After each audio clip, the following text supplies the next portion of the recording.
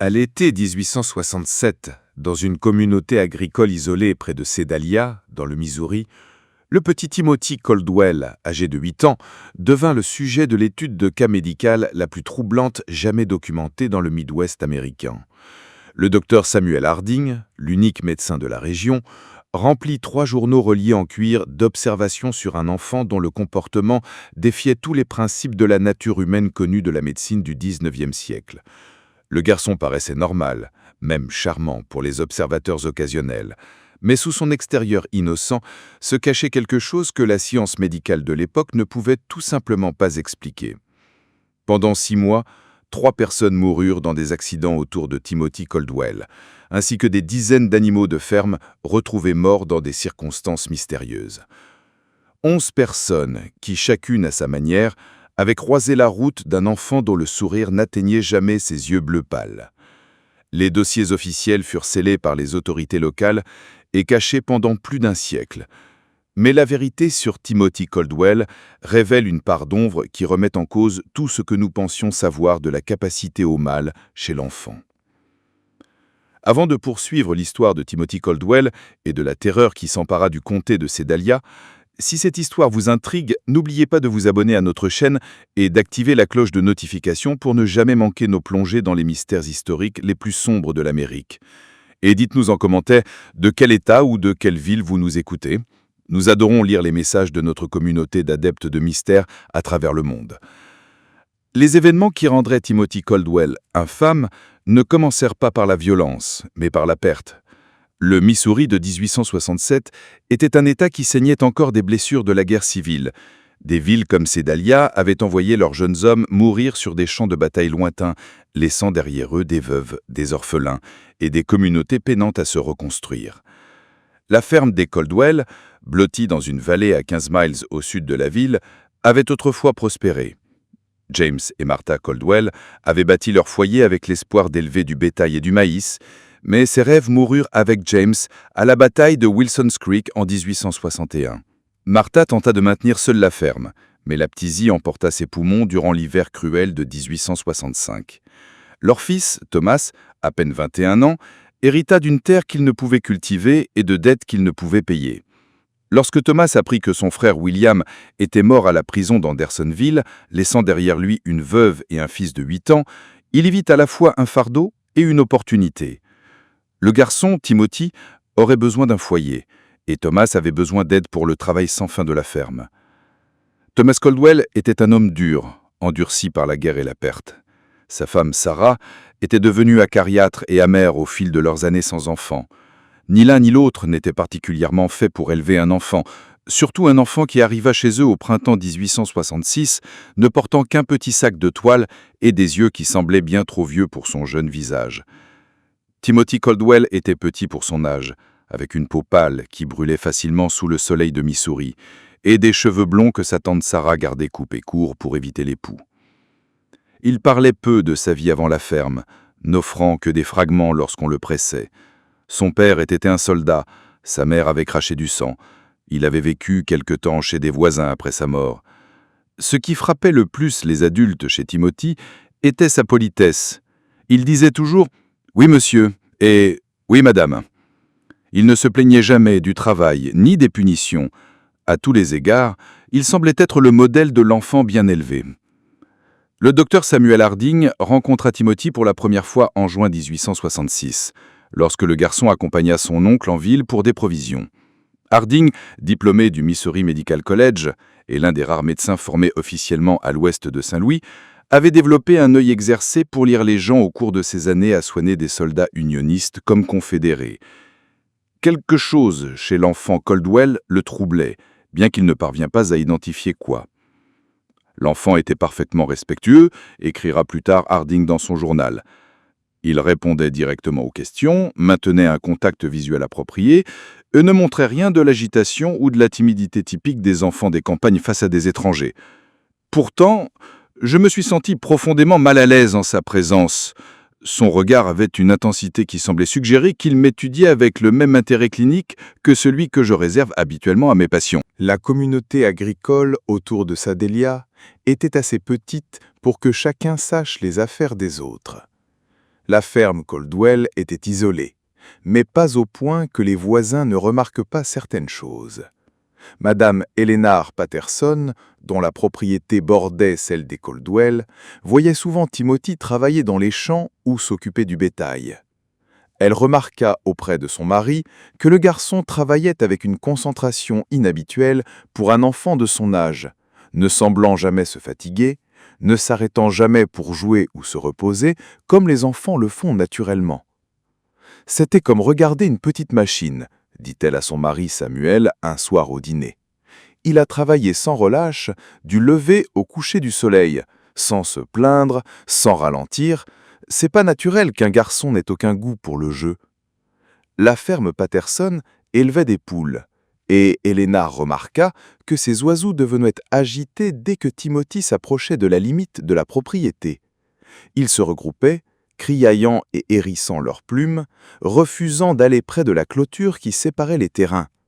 Son mari balaya cela d'un revers de main comme une coïncidence, mais Hélénard ne pouvait se défaire de l'impression que les animaux sentaient quelque chose chez le garçon qui échappait aux humains. Le premier décès eut lieu un après-midi étouffant d'août 1866. La petite Mary Fletcher, 5 ans, fille du forgeron de la ville, et connue pour son rire clair et sa tendance à vagabonder, jouait près de Willow Creek, un ruisseau peu profond qui traversait plusieurs propriétés, dont la ferme Coldwell. Timothy trouva son corps. Il arriva chez les Fletcher au moment où la famille se préparait pour le souper, ses vêtements humides et son visage pâle d'une détresse qui paraissait sincère. « Madame Fletcher, dit-il, la voix posée malgré son agitation évidente. « J'ai trouvé Mary près du ruisseau. Elle ne respire plus. » L'équipe de recherche qui se précipita vers le ruisseau trouva Mary Fletcher face contre l'eau, profonde à peine de 18 pouces. Aussitôt appelé, le docteur Harding conclut que l'enfant s'était noyé, tragédie pas rare dans les campagnes où les enfants jouent sans surveillance près de l'eau. Ce qui troublait Harding n'était pas la mort en soi, mais le récit de Timothy sur la découverte du corps. Le garçon donna une description d'une précision inhabituelle de l'endroit exact où Mary avait été trouvée, de la position de son corps et de l'état de ses vêtements. Pressé d'expliquer comment il se trouvait précisément à cet endroit, à ce moment-là, Timothy expliqua qu'il cherchait un veau perdu. La mémoire du garçon était remarquablement précise, nota Harding dans son journal. Il pouvait décrire la position exacte des membres de l'enfant décédé, la façon dont sa robe s'était accrochée à une branche immergée, même la couleur de l'eau autour de son visage. Une telle attention aux détails semblait peu commune pour un garçon prétendant être effrayé et bouleversé par sa découverte. Thomas Coldwell, interrogé, confirma que l'un de leurs veaux avait effectivement disparu ce matin-là et qu'il avait envoyé Timothy fouiller du côté du ruisseau. Le veau fut retrouvé 2 jours plus tard, en bonne santé, en train de paître dans une prairie à près d'1 mile de l'endroit où Mary Fletcher s'était noyée. La famille Fletcher, dévastée, accueillit la sympathie de Timothy avec gratitude. Après tout, c'était lui qui avait trouvé leur fille et les avait avertis immédiatement. Aux funérailles, Timothy s'assit calmement avec sa tante et son oncle.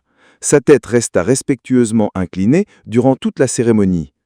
Quand la famille le remercia pour sa rapidité à donner l'alerte, il accepta leur gratitude avec la solennité appropriée. « J'aurais aimé la trouver plus tôt, » dit-il au père de Mary, sa voix portant juste la note de regret et de chagrin. Mais Helena remarqua de l'autre côté de l'église quelque chose qui la tracassa pendant des jours. Quand la mère de Mary Fletcher s'effondra de chagrin durant la cérémonie, quand le vu du petit cercueil tira des larmes aux hommes adultes, l'expression de Timothy Caldwell ne changea jamais. Sa tête était inclinée en apparente tristesse, mais quand il croyait que personne ne le regardait, ses yeux pâles éclairés restaient secs et attentifs, scrutant chaque détail de la scène autour de lui. La deuxième mort est survenue 3 semaines plus tard. Vieux Henrik Len, un immigrant norvégien qui avait travaillé comme bûcheron avant qu'une arthrite ne le force à la retraite, fut retrouvé au pied d'un escarpement rocheux connu localement sous le nom de Devil's Bluff. La falaise surplombait le ruisseau où Mary Fletcher s'était noyée, et Henrik avait l'habitude d'y grimper régulièrement pour surveiller les ruches sauvages dont il s'occupait. Une fois encore, Timothy Caldwell fut impliqué dans la découverte. Il rentrait à pied de la ville quand il remarqua quelque chose d'inhabituel à la base de la falaise. « J'ai vu le chapeau de messieurs Larson accroché à un buisson d'épines, » dit-il à la foule qui se rassemblait. « Je l'ai appelé, mais il n'a pas répondu, alors je suis descendu voir. » Henrik Larson était mort, le cou brisé, par ce qui paraissait être une chute du haut de la falaise de 40 pieds. L'examen du docteur Harding révéla que l'homme vieux était probablement mort sur le coup à l'impact. Le seul aspect inhabituel de la scène, c'était la présence de plusieurs abeilles mortes dispersées autour du corps, bien plus qu'on en trouverait normalement loin d'une ruche. « Monsieur Larson connaissait ces falaises mieux que n'importe qui dans le comté, » dit Samuel Patterson après l'examen. « Il les escalade depuis 3 ans. Il ne s'est jamais même trébuché. Ça n'a pas de sens qu'il tombe maintenant. » Timothy, interrogé, suggéra que l'homme vieux avait peut-être été piqué par des abeilles et perdu son équilibre. Il disait toujours comme elles se fâchent quand on les dérange. Peut-être qu'elles l'ont attaqué et qu'il s'est embrouillé. L'explication de Timothy parut plausible au docteur Harding, mais quelque chose dans la scène le dérangeait. Les abeilles mortes étaient toutes regroupées sur une petite zone directement autour du corps d'Henrik. Si l'homme vieux avait dérangé une ruche au sommet de la falaise, il aurait dû y avoir davantage de signes d'activité le long du trajet présumé de sa fuite et de sa chute. Au lieu de cela, on dirait que les abeilles s'étaient d'une manière ou d'une autre concentrées autour du point d'impact. Quand Harding monta au sommet pour examiner les ruches, il les trouva intactes et sans signe de perturbation récente. Les ouvrières étaient actives, mais pas agitées, vaquant leurs affaires normales de récolte de nectar sur les fleurs sauvages de fin d'été. La 3e mort détruisit toute illusion de coïncidence. En septembre 1866, Jacob Mills disparut alors qu'il jouait dans les bois près de la cabane familiale. Son corps fut retrouvé 4 jours plus tard au fond d'un puits abandonné, à près d'1 demi-mile de l'endroit où il avait été vu pour la dernière fois. Timothy Caldwell s'était porté volontaire pour rejoindre l'équipe de recherche. Pendant 3 jours, Timothy fouilla aux côtés des adultes, montrant une endurance remarquable pour un enfant de son âge. Il semblait connaître intimement les bois, guidant les rechercheurs à travers des zones que même les habitants de longue date trouvaient difficiles à parcourir. Lorsqu'on lui demanda comment il connaissait si bien le terrain, Timothy expliqua qu'il explorait souvent les bois durant son temps libre, à la recherche de plantes et d'herbes utiles que sa tante pouvait utiliser pour la cuisine et les remèdes. Le 4e jour, Timothy apparut à la cabane des Mills juste après l'aube. « Je crois que j'ai trouvé quelque chose, » dit-il au père de Jacob, la voix lourde d'exuissement. « Il y a un vieux puits à environ 1 demi-mile d'ici. J'ai entendu un bruit qui ressemblait à des pleurs. » Le puits était partiellement dissimulé par des troncs tombés et des broussailles envahissantes. Jacob Mills se trouvait au fond, vivant mais presque inconscient, souffrant de déshydratation et d'exposition. Le docteur Harding fut appelé immédiatement, mais le garçon mourut quelques heures après avoir été remonté du puits, son petit corps incapable de se remettre de l'épreuve. « L'enfant était au fond de ce puits près de 4 jours, » écrivit le docteur Harding dans son journal. Le fait que Timothy Caldwell ait pu le localiser dans un endroit aussi obscur soulève des questions inquiétantes. Quelle est l'étendue de la connaissance du garçon sur le terrain local? De quels autres dangers cachés pourrait-il être courant? Plus troublant encore fut le comportement de Timothy durant les dernières heures de Jacob. Tandis que la famille Mills veillait autour de leur fils mourant, Timothy resta assis calmement dans un coin de la cabane, apparemment en prière. Mais le docteur Harding, placé de manière à pouvoir l'observer sans être vu, aperçut quelque chose qui le troubla profondément. Timothy ne priait pas. Ses lèvres bougeaient, mais ses yeux restaient fixés sur Jacob avec une intensité presque scientifique. Il semblait consigner chaque détail de l'agonie de l'enfant, la respiration laborieuse, la peau pâle qui s'acarinait, tout autant que la manière dont la conscience allait et venait. Lorsque Jacob mourut enfin, l'expression de Timothée ne montra ni chagrin, ni choc. Il y avait plutôt quelque chose que Harding ne put décrire comme de la satisfaction. Après les funérailles, le docteur Harding trouva un prétexte pour se rendre au puits abandonné où Jacob avait été trouvé. Le site le troublait pour des raisons qu'il ne parvenait pas à formuler. Le puits était effectivement bien caché, dissimulé par des débris naturels qui auraient demandé des efforts considérables à déplacer.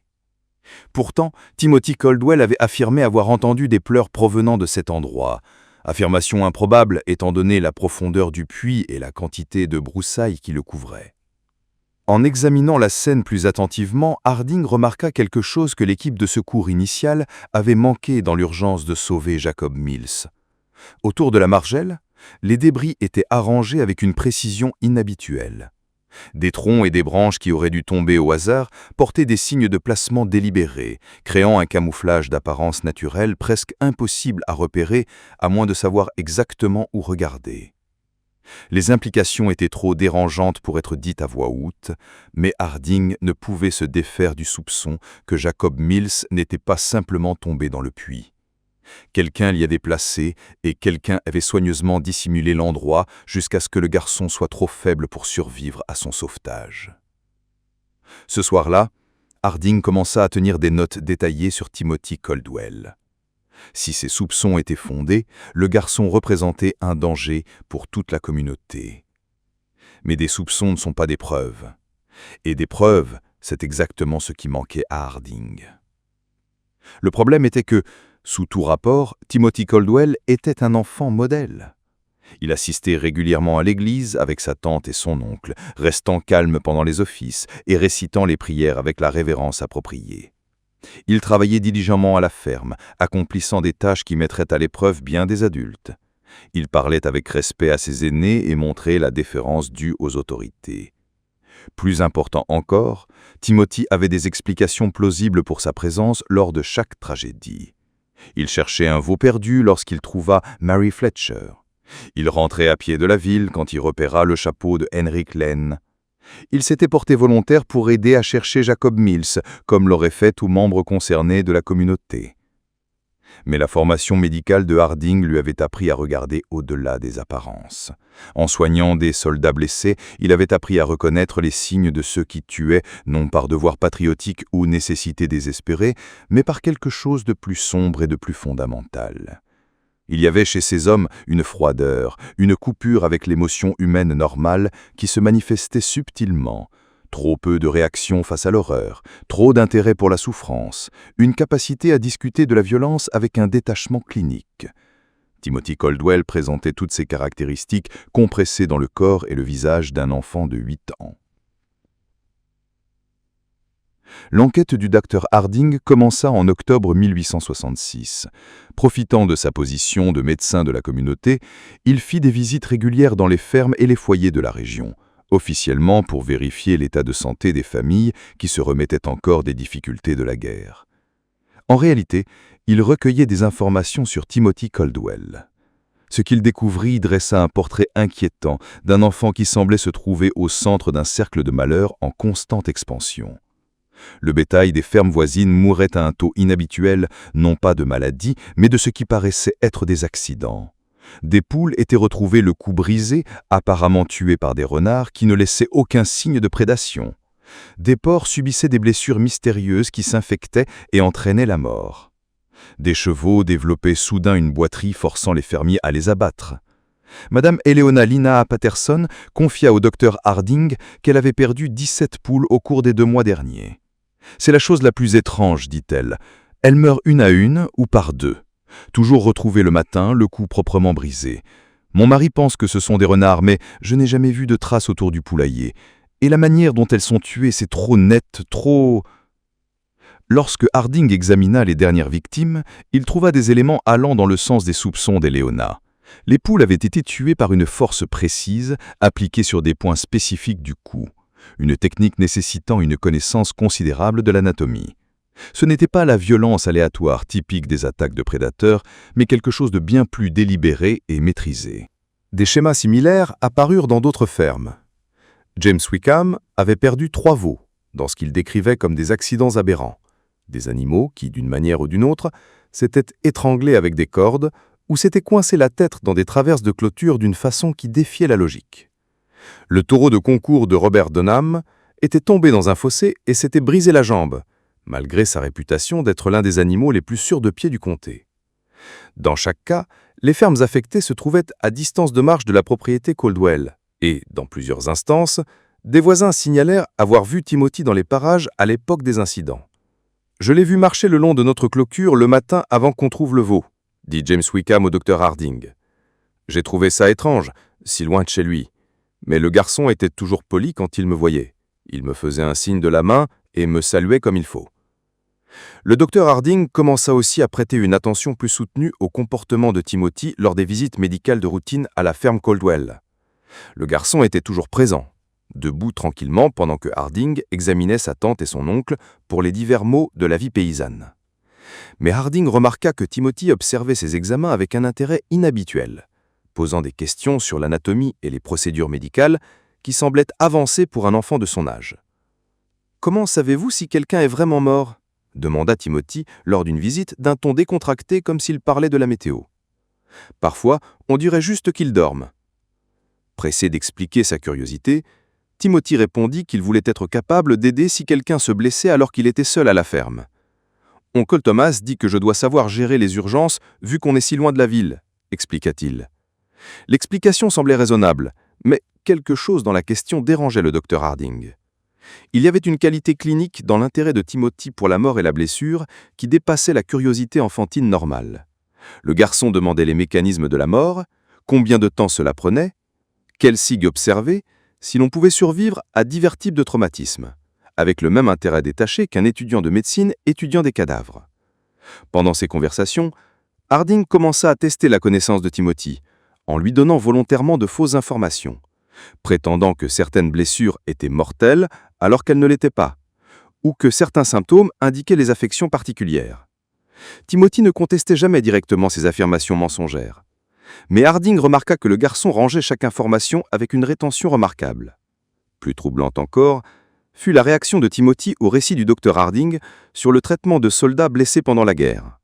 Alors que la plupart des enfants manifestaient un choc ou une tristesse appropriée en entendant parler de blessures de champ de bataille, Timothy écoutait avec attention soutenue, posant des questions détaillées sur les schémas de plaies, les pertes de sang et les taux de survie.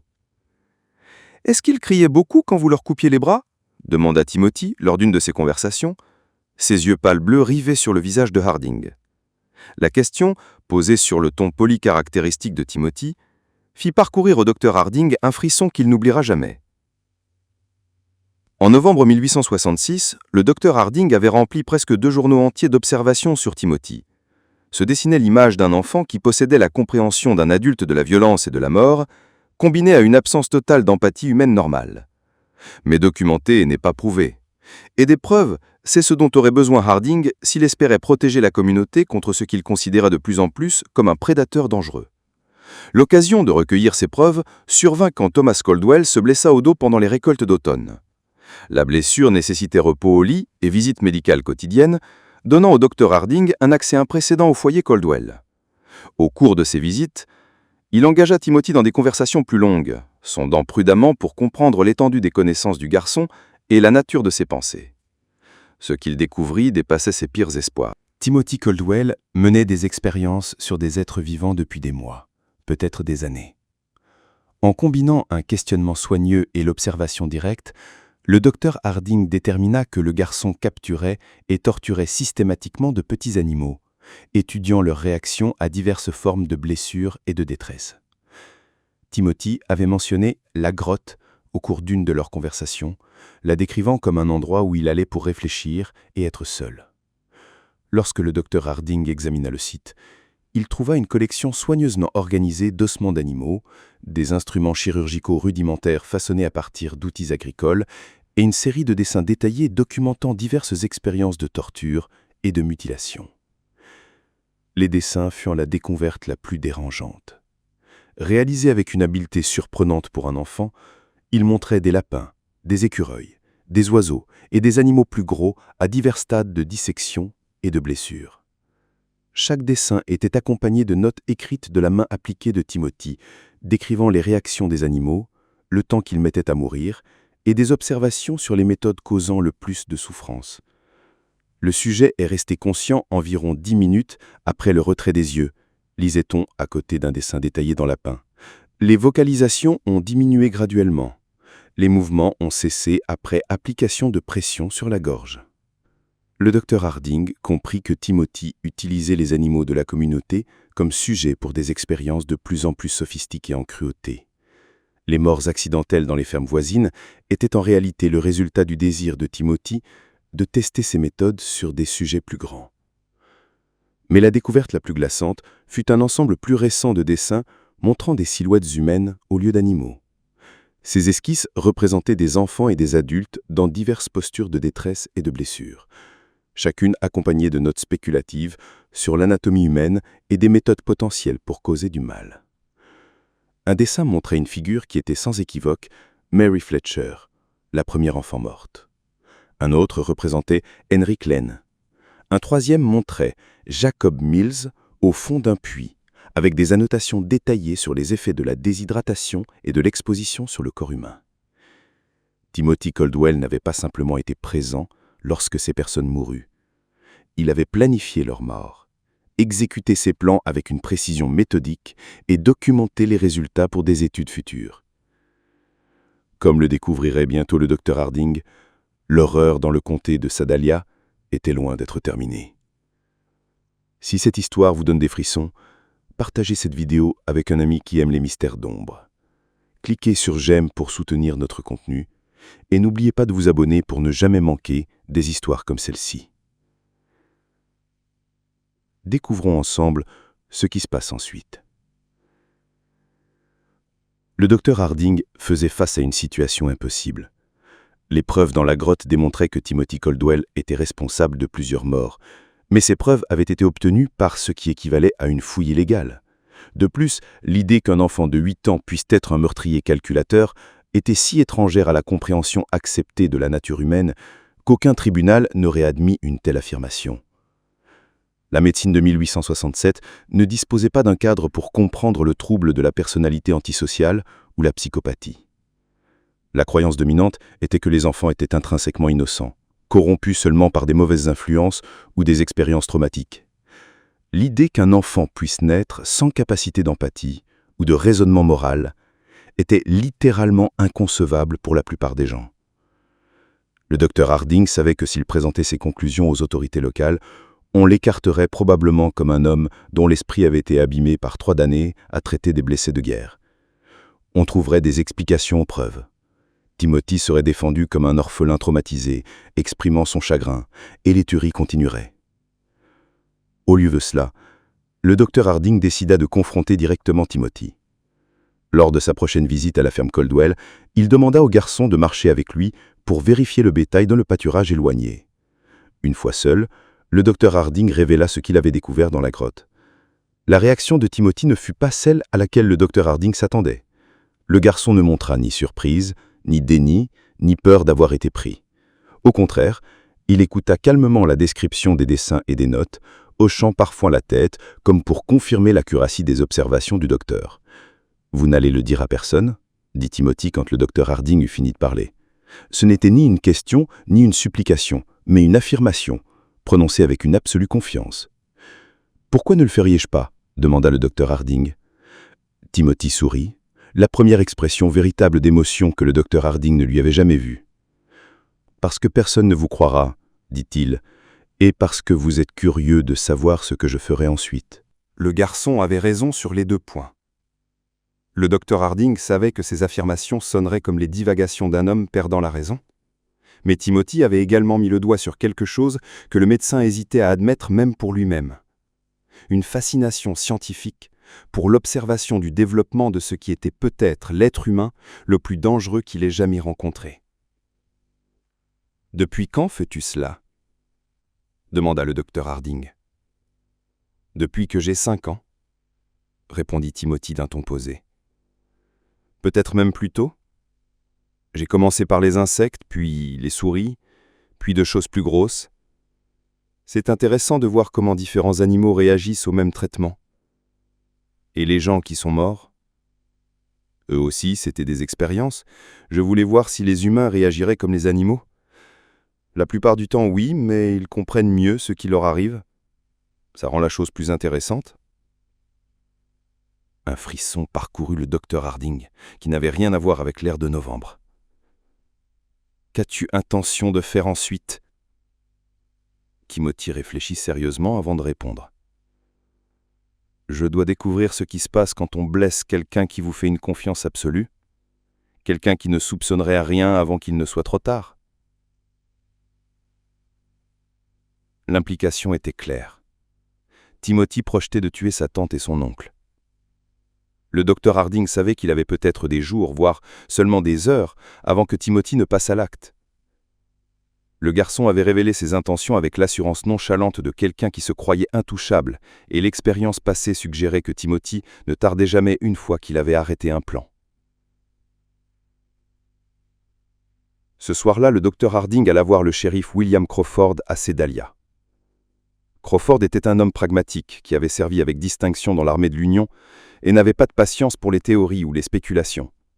Mais il faisait aussi confiance au jugement du docteur Harding et acceptait d'écouter des preuves aussi inhabituelles fussent-elles. Le docteur Harding présenta son dossier avec soin, en se concentrant sur des faits vérifiables plutôt que sur des théories psychologiques. Il montra à Crawford les dessins et les notes trouvées dans la grotte, souligna la série de décès et d'accidents entourant Timothy et documenta les connaissances inhabituelles du garçon en anatomie et en violence. Surtout, le docteur Harding révéla l'intention déclarée de Timothy de tuer sa tante et son oncle. C'était une information impossible à ignorer, quelle qu'en soit la source. « Même si la moitié de ce que vous me dites est vrai, » dit le shérif Crawford après avoir examiné les preuves, parcourant chaque dessin troublant avec inquiétude croissante, « on ne peut pas arrêter un enfant pour des dessins et des soupçons. Mais on peut le surveiller et on peut être prêt à agir s'il tente quelque chose. »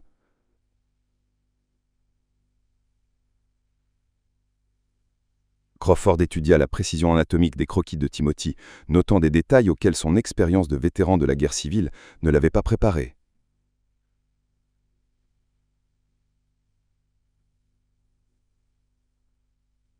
Les deux hommes passèrent des heures à élaborer leur stratégie, en faisant appel aux adjoints les plus fiables de Crawford, des hommes qui avaient servi sous son ordre dans la guerre et dont on pouvait s'attendre à rester calme sous la pression. Le docteur Harding et le shérif Crawford mirent au point un plan complet. Le docteur Harding arriverait à la ferme Caldwell à l'heure habituelle, en apportant ostensiblement du laudanum pour soulager la douleur de Thomas, mais en réalité pour maintenir Thomas et Sarah suffisamment sédatants pour empêcher Timothy de leur nuire facilement. Le shérif Crawford et ses adjoints se positionneraient stratégiquement autour de la propriété, assez près pour intervenir rapidement, mais assez loin pour ne pas être repérés. Le plan fut mis en œuvre le lendemain matin. En approchant de la maison dans sa carriole, le docteur Harding remarqua immédiatement que quelque chose avait changé. Les bruits matinaux habituels d'une ferme, les poules qui picorent dans la cour, les cochons qui grognent dans leur porquerie, étaient absents. Un silence inquiétant s'était abattu sur la propriété, lui donnant la chair de poule. Timothy apparut sur le seuil avant même que le docteur Harding fût descendu de sa carriole. Le garçon resta parfaitement immobile, ses yeux bleu pâle suivant les mouvements du médecin avec une concentration prédatrice. Il portait ses vêtements de travail habituels, mais le docteur Harding nota que ses manches étaient retroussées au-delà des coudes et que ses mains semblaient avoir été récemment récurées. Un nettoyage minutieux qui évoquait la préparation à une besogne salissante. « Bonjour, docteur Harding », dit Timothy d'une politesse caractéristique. Mais quelque chose en dessous avait changé. Une anticipation, une excitation que le garçon peinait à contenir. « Je vous attendais. » Ces mots glacèrent le docteur Harding. Le fait que Timothy eût « attendu » laissait entendre qu'il s'attendait à cette visite. L'avait peut-être même intégré au plan qu'il avait mis en marche. À l'intérieur de la maison, le docteur Harding trouva Thomas et Sarah Caldwell dans leur chambre, apparemment endormis paisiblement. Mais en s'approchant du lit de Thomas pour vérifier son état, il remarqua que la respiration de l'homme était inhabituellement superficielle et que sa peau avait pris une pâleur grisâtre suggérant autre chose qu'un simple sommeil. « Qu'est-ce que tu leur as donné ?» demanda calmement le docteur Harding, sans se tourner vers Timothy, mais sachant que le garçon observait chacun de ses gestes. « Juste quelques herbes trouvées dans les bois », répondit Timothy d'un ton innocent, mais avec des mots soigneusement choisis. « Il y a tant de plantes intéressantes qui poussent à l'état sauvage ici. Certaines ont des propriétés très utiles. » Le docteur Harding prit le pouls de Thomas, faible mais régulier. Sarah présentait des symptômes similaires. Elle était profondément inconsciente, mais encore en vie. Quoique Timothy eût utilisé, il avait été prudent sur la dose. Le garçon voulait des victimes impuissantes mais vivantes, du moins pour l'instant. Ils ne se réveilleront pas pendant plusieurs heures, poursuivit Timothy d'un ton de conversation. Ça devrait nous laisser largement temps de parler sans nous déranger. La conversation qui suivit ne ressemblait à rien de ce que le docteur Harding avait jamais vécu. Timothy parla de meurtre et de torture avec le détachement clinique d'un professeur d'anatomie. Il décrivait ses expériences sur les animaux et sur les humains avec une précision scientifique, expliquant ses méthodologies et les enseignements tirés de chaque dehors. Mary Fletcher m'a appris que la noyade est en réalité assez lente, dit Timothy en s'installant sur une chaise comme pour entamer une agréable causerie d'après-midi. Tout le monde pense que les gens glissent sous l'eau et disparaissent, mais ce n'est pas du tout comme ça que ça marche. Il y a des luttes, de la panique et ce schéma intéressant de tentative de respiration avant que la personne n'abandonne. J'ai dû la maintenir sous l'eau près de 3 minutes avant qu'elle cesse de se débattre. « Tu lui as maintenu la tête sous l'eau » Timothy acquiesça avec empressement. « Elle jouait près du ruisseau et je lui ai dit que j'avais trouvé une jolie pierre au fond. Quand elle s'est penchée pour regarder, j'ai simplement poussé sa tête et je l'ai tenue là. Elle était si petite que ça n'a pas demandé beaucoup de force, mais elle s'est débattue plus fort que je ne l'avais prévu. C'est là que j'ai compris que les humains ont des instincts de survie bien plus forts que les animaux. Et Henrik Larsen ? C'était plus compliqué, admit Timothy.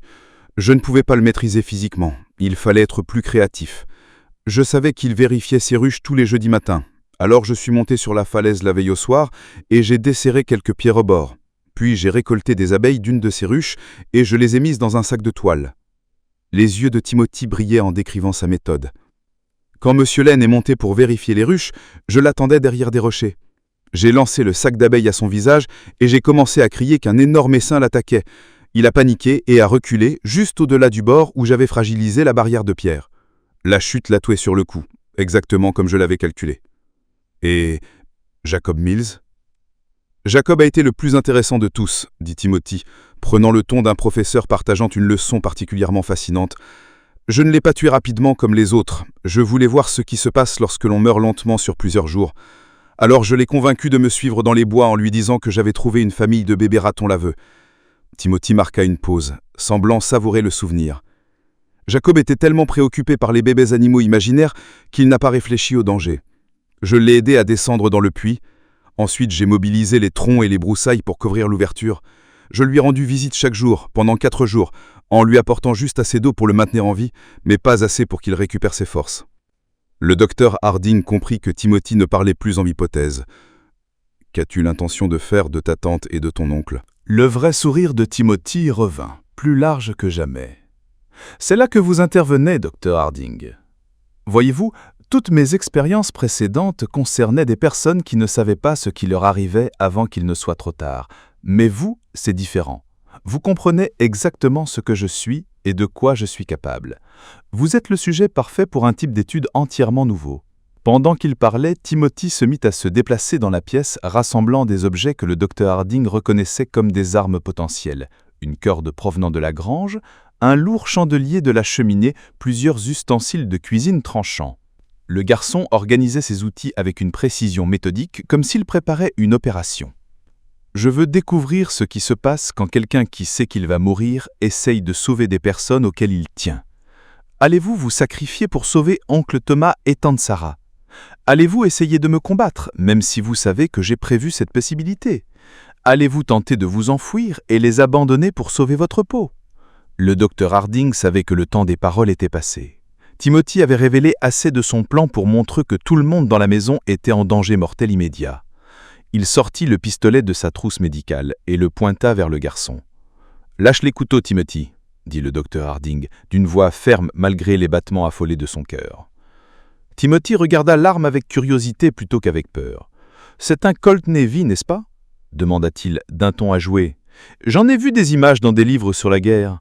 Combien de balles ça contient ?»« 6, répondit le docteur Harding par réflexe, regrettant aussitôt d'avoir donné l'information. « Et combien de personnes essayez-vous de protéger ?» enchaîna Timothy. « Il y a oncle Thomas, tante Sarah, vous-même, et plus tard, j'imagine, les 3 agents postés dehors. Cela fait 6 personnes, si je compte bien, donc même si vous me tirez dessus, vous aurez épuisé toutes vos munitions. » Timothy s'approcha, ne cherchant même plus à rester hors de portée. « Vous voulez savoir comment je suis devenu ce que je suis ?» dit-il, la voix presque hypnotique. « Vous voulez comprendre si je suis né ainsi ou si quelque chose m'a façonné ? Vous voulez savoir s'il y en existe d'autres et comment les reconnaître avant qu'ils ne commencent à tuer? Chacune de ces affirmations était vraie, et la capacité de Timothy à repérer et exploiter la curiosité intellectuelle du Dr Harding était aussi terrifiante que sa propension à la violence. Le garçon comprenait assez bien les gens pour prédire leur comportement et manipuler leurs réactions, même lorsqu'il savait qu'ils étaient manipulés. L'affrontement eut lieu au moment où Timothy s'approchait de son oncle endormi avec une longueur de corde à la main. Le Dr Harding fit un pas en avant pour intervenir, mais Timothy bougea avec une rapidité et une force surprenantes, sortant un couteau de cuisine et entaillant le bras du médecin. La lutte qui suivit fut brève mais violente. Timothy se battit avec la férocité désespérée d'un animal acculé, maniant le couteau avec une habileté qui trahissait une grande pratique. Le garçon était plus petit et plus faible que le Dr Harding, mais aussi plus rapide et plus agile, et il se battait avec la précision calculée de quelqu'un qui avait longuement étudié l'anatomie. Le Dr Harding parvint à saisir le poignet de Timothy et à le tordre jusqu'à ce que le garçon laisse tomber le couteau, mais Timothy sortit aussitôt une autre lame de ses vêtements. Il était clair qu'il avait préparé plusieurs armes et les avait disposées stratégiquement dans la maison. Le bruit de la rixe fit accourir le shérif Crawford et ses adjoints depuis leur position dissimulée. Ils enfoncèrent la porte derrière et découvrirent le Dr Harding aux prises avec Timothy, tandis que Thomas et Sarah Caldwell gisaient inconscients sur leur lit, apparemment inconscients de la violence autour d'eux. L'adjoint Mitchell maîtrisa rapidement Timothy, tandis que le Dr Harding reprenait son haleine et vérifiait l'état du couple. Quand la poussière retomba, Timothy Caldwell était assis calmement dans un coin de la chambre, ses vêtements déchirés et le visage ensanglanté, mais ses yeux bleu pâle conservant cette même froide intelligence qui avait troublé le Dr Harding des mois plus tôt. « Vous ne pouvez rien prouver », dit Timothy pendant que les adjoints l'entravaient avec des cordes. « Personne ne croira qu'un enfant a fait tout ça. » Le shérif Crawford regarda le garçon avec un mélange de dégoût et de fascination. « Peut-être pas, dit-il. Mais nous n'avons pas besoin de tout prouver. Tenter d'assassiner ta famille suffit à te faire enfermer, quel que soit ton âge. » Timothy sourit à ces mots, la même expression authentique que le Dr Harding avait vue la veille. « Vous ne me pendrez pas, dit-il avec une assurance absolue. Je suis trop jeune et trop intéressant. Quelqu'un voudra m'étudier à la place. » Au moment où on pensait avoir tout vu, l'horreur dans le comté de Sedalia redoublait. Si cette histoire vous donne des frissons, partagez cette vidéo avec un ami qui aime les mystères sombres. Cliquez sur j'aime pour soutenir notre contenu et n'oubliez pas de vous abonner pour ne jamais manquer des histoires comme celle-ci. Découvrons ensemble la suite. Timothy Caldwell s'était trompé sur son sort, mais il avait raison sur l'impossibilité de prouver ses crimes. Lorsque le shérif Crawford tenta de présenter les preuves de la grotte au procureur du comté, il se heurta exactement à la résistance que le Dr Harding avait prédite. Les dessins et les notes furent écartés comme les productions d'un enfant perturbé exprimant le traumatisme de la mort de ses parents. La série d'accidents et de décès fut attribuée à une coïncidence aggravée par la malheureuse habitude de Timothy de se montrer utile lors des urgences. Cependant, la tentative de meurtre sur Thomas et Sarah Caldwell ne pouvait pas être balayée d'un revers de main. 3 agents avaient vu Timothy attaquer ses proches endormis avec l'intention manifeste de les tuer. Même les observateurs les plus conciliateurs ne pouvaient prétendre qu'un enfant de 8 ans poignarderait des membres de sa famille s'il n'y avait pas chez lui quelque chose de fondamentalement détraqué. Le système juridique de 1867 n'avait aucun cadre pour gérer des enfants violents. Timothy était trop jeune pour être jugé comme un adulte, mais trop dangereux pour un simple placement dans un orphelinat ou une maison de correction. L'affaire posa des défis sans précédent à la justice du Missouri, attirant l'attention de juristes et de médecins de toute la région. Après des semaines de batailles juridiques et de consultations avec des experts venus jusqu'à Boston et Philadelphie, un compromis fut trouvé. Timothy serait confié à l'hôpital d'État du Missouri pour les aliénés à Fulton, où il serait étudié et soigné par les aliénistes les plus avancés de la région. La décision ne satisfit personne pleinement. Les procureurs voulaient juger Timothy comme un adulte pour meurtre, tandis que la défense soutenait qu'un enfant si jeune ne pouvait être tenu responsable de ses actes. Les médecins, eux, étaient divisés entre ceux qui pensaient que Timothy pouvait être réhabilité et ceux qui le considéraient comme incurablement dangereux.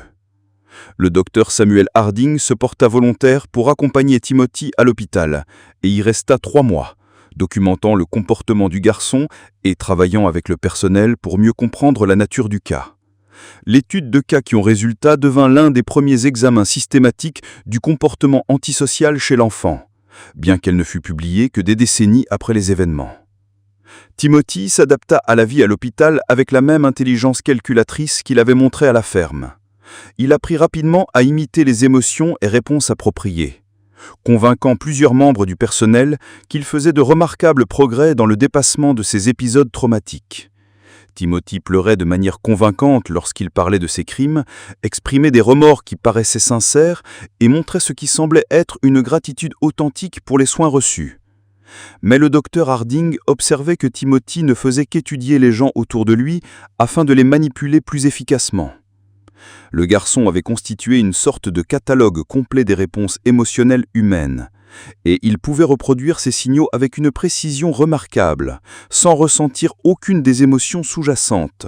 Le sujet présente des capacités cognitives remarquables associées à une absence totale de réponses émotionnelles authentiques, écrivit le docteur Harding dans ses rapports détaillés.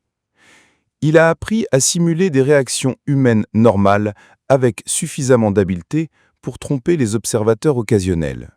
Mais une observation prolongée révèle que la performance est entièrement artificielle. Timothy comprend le bonheur comme le visage que font les gens quand ils veulent que quelque chose de bien continue, et la tristesse comme le visage que font les gens quand ils veulent que d'autres les aident. Mais il n'a jamais réellement éprouvé l'une ou l'autre émotion. L'évaluation du docteur Harding révéla également l'ampleur des fantasmes violents de Timothy et ses plans futurs. Persuadé d'avoir gagné la confiance du médecin en feignant une fascination pour l'approche scientifique de l'étude du comportement humain, Timothy se mit à partager des idées pour de futures expériences qui faisaient paraître ses crimes passés presque mesurés en comparaison.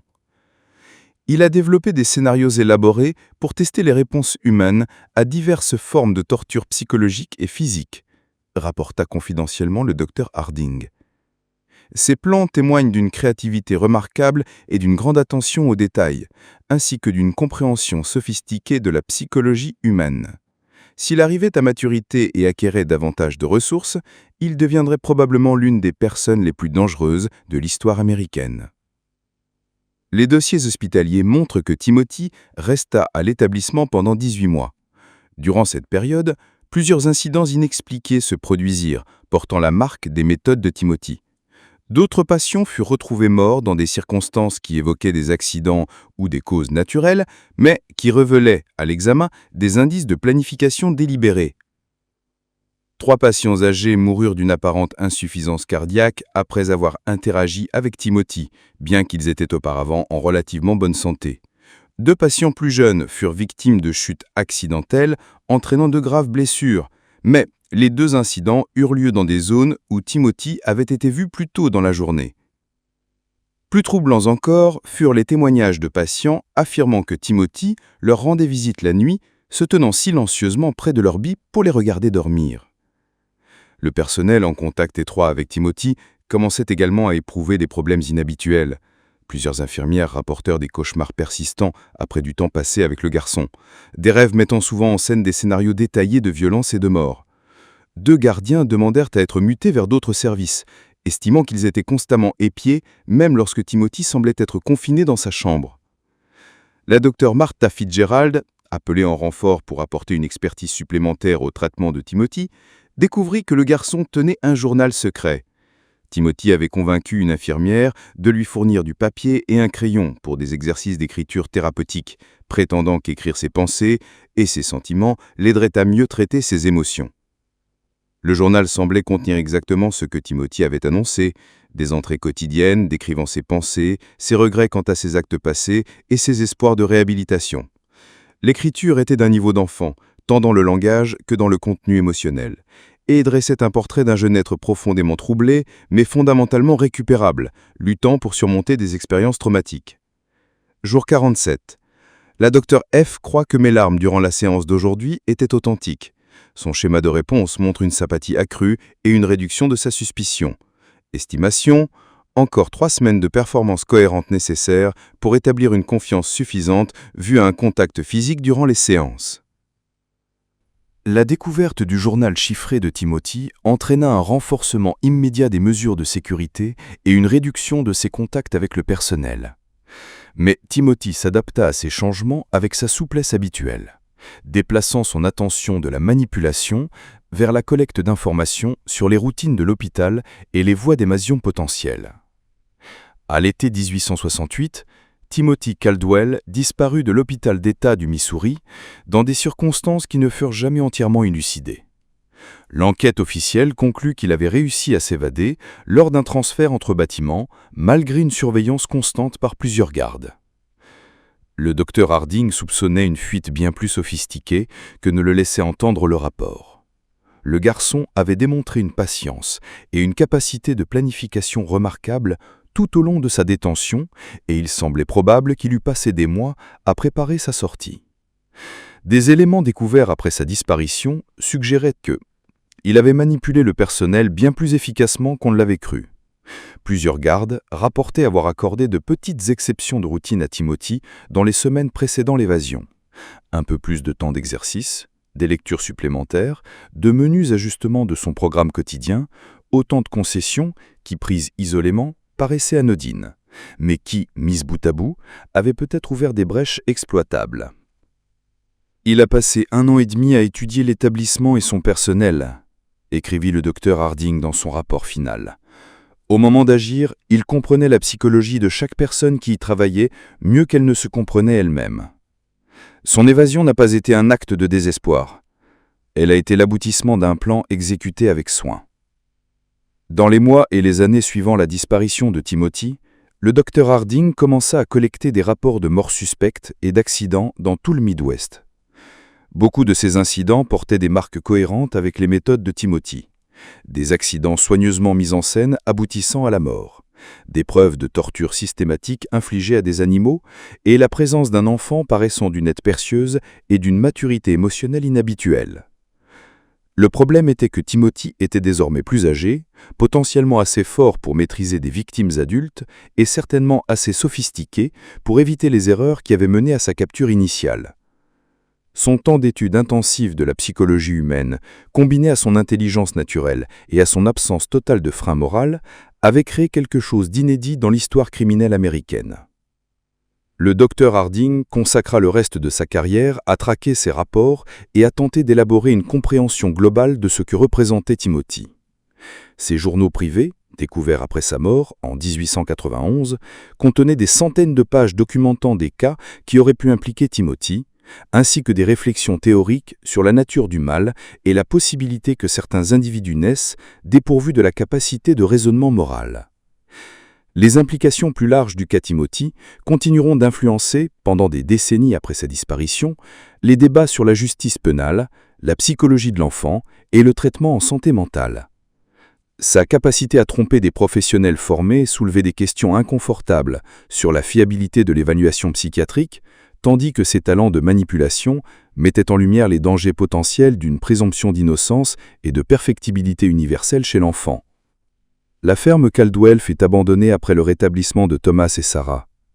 Aucun des deux ne pouvait supporter de rester dans l'endroit où il, sans le savoir, avait abriqué un tueur pendant près de 2 ans. La propriété revint finalement au comté et fut vendue à des promoteurs dans les années 1890.